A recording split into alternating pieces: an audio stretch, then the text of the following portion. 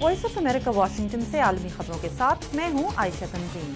शुमाली Nigeria में एक हमले में 17 अफराद की हलाकत का इल्जाम जंगजू गिरोह बोको हराम पर लगाया जा रहा है। इत्तलात के मुताबिक जंगजुओं ने कई घंटे तक एक गांव में लूट मार और कत्लो गारत की। ये गांव उस इलाके के करीब है जहां से 200 से ज्यादा स्कूल की लड़कियों को अगवा किया गया था। काहिरा की एक अदालत ने साबिक सदर हुस्नी मुबारक को बदउनवानी के जुर्म में 3 साल कैद की सजा सुनाई है। उनके 2 बेटों को भी 4 साल की सजा सुनाई गई है। मिस्टर मुबारक पर मजीद मुकदमे भी चल रहे हैं।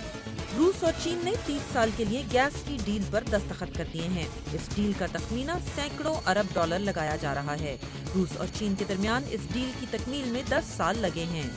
और माइक्रोसॉफ्ट की जदीद तरीन सर्फेस प्रो 3 टैबलेट गुज़िश्ता मॉडल से ज्यादा हल्की है। कंपनी का दावा है कि ये टैबलेट लैपटॉप कंप्यूटर का बदल साबित होगी।